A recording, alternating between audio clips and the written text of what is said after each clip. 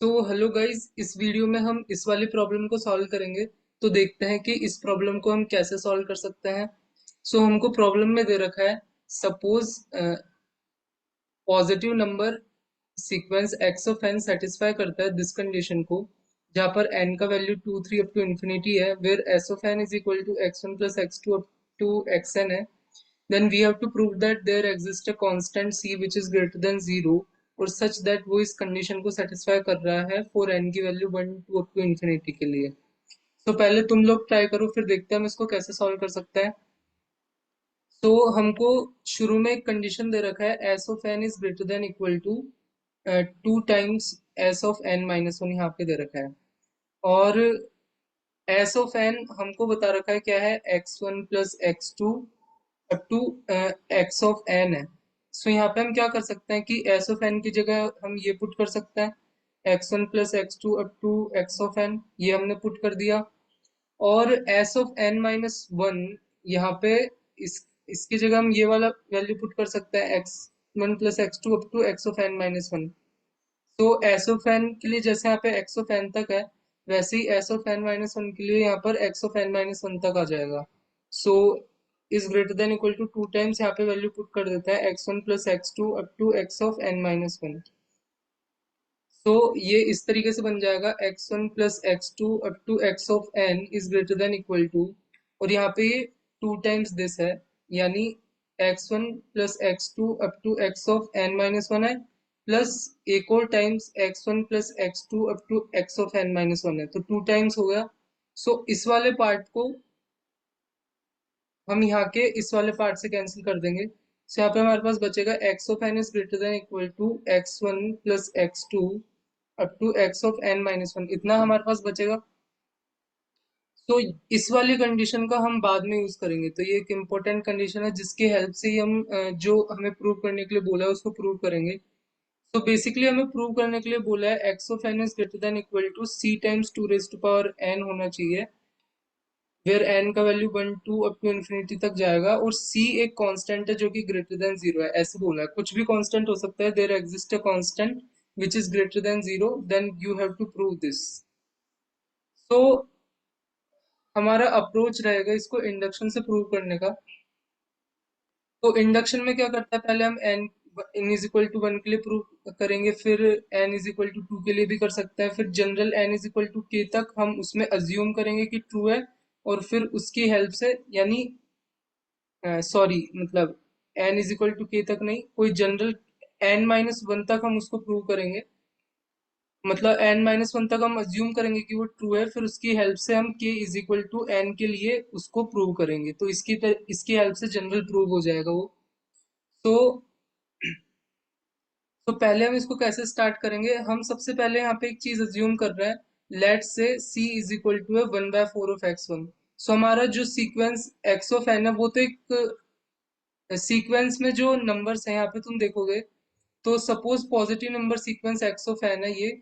Positive number का sequence यानी x1 x2 up to x N जो भी है, ये सारे पॉजिटिव नंबर्स है। अगर मैं सी को अगर 1/4 ऑफ x1 अज्यूम कर रहा हूँ, तो ये भी एक पॉजिटिव ही होगा जो कि ग्रेटर देन जीरो है। उसमें कोई प्रॉब्लम नहीं है। मैं इसको अज्यूम कर सकता हूँ c is equal to 1/4 of x1। अब यहाँ पर हम देखें तो हमें प्रूव करना था x of n is greater than equal to c times two raise to power n. अगर मैं एन का वैल्यू वन पुट करूँ तो कंडीशन आ रहा है x one is greater than equal to होना चाहिए c times two raise to power one, और सी इज इक्वल टू क्या है यहाँ पे 1/4 ऑफ एक्स वन है। अगर मैं सी का वैल्यू ये पुट कर दूँ तो ये हो जाएगा x one is greater than equal to 1/4 of x one times two, यानी x one is greater than equal to half of x one, जो कि मतलब ट्रू हो गई। तो n is equal to one के लिए तो ये ट्रू हो गया। अब n is equal to two के लिए देखे तो कंडीशन क्या बनेगा, x2 is greater than equal to c times two raise to power to, इस तरीके का कंडीशन बनेगा। अब c का वैल्यू हमने इनिशियली अज्यूम किया था 1/4 ऑफ x1, तो यहाँ पर हम c का वैल्यू डाल सकते हैं। ये 1/4 ऑफ x1 आ जाएगा, और ये two raise to power two, तो ये इससे कैंसिल हो जाएगा, तो यहाँ से x2 is greater than equal to x1। ये वाला चीज भी यहाँ पर हमारे पास आ रहा है। और हमने इनिशियली क्या दे रखा था, x1 इज इक्वल टू हमें दे रखा था 1 बाय सॉरी, इनिशियली हमने अज्यूम किया था ना कि c is equal to 1/4 of x1 है। सो यहाँ पे तुम x1 का वैल्यू 4 टाइम्स c डाल सकते हो। सो यहाँ पे x2 is greater than equal to 4 times c आ जाएगा, जिसको तुम ऐसे लिख सकते हो x2 is greater than equal to c times 2 raise to power 2। So generally हमें ये प्रूव करना था x of n is greater than equal to c times 2 raise to power n। So n is equal to 2 यहाँ पे put करोगे तो ये वाली कंडीशन आनी चाहिए, जो कि हमारे पास आ रही है यहाँ से देखोगे।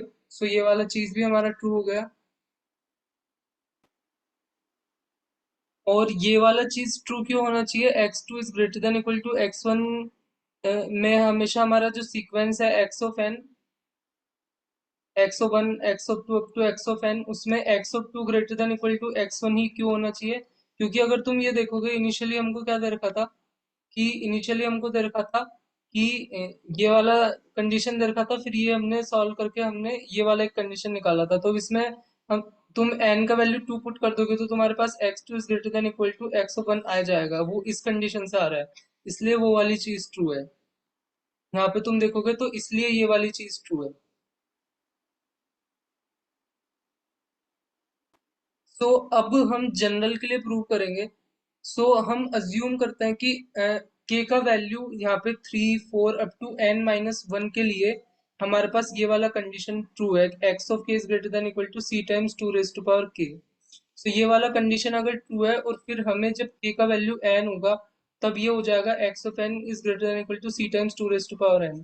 सो ये हमें प्रूव करना है। तो मतलब इसका मतलब क्या हुआ, हम ये अज्यूम कर रहे हैं कि let's say x is equal to 3 के लिए भी ये ट्रू है, x इज इक्वल टू 4 के लिए भी ये ट्रू है, तो x इज इक्वल टू वैसे ही n-1 के लिए ये ट्रू है।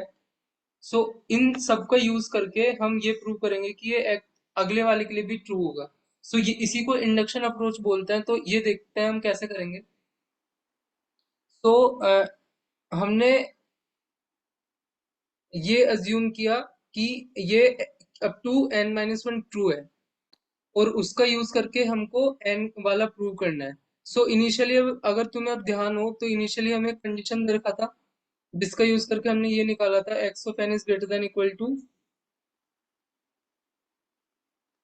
x1 plus x2 up to x minus x of n-1, x n-1 यहाँ तक दे रखा है। सो अभी हमने ये प्रूव किया कि x of n is greater than equal to यहाँ पे c times 2 raise to power 1 है, x of 2 is greater than equal to c times 2 raise to power 2 है, ये भी हमने प्रूव कर दिया। वैसे ही हमने अप टू n-1 माना है ये वाला चीज। तो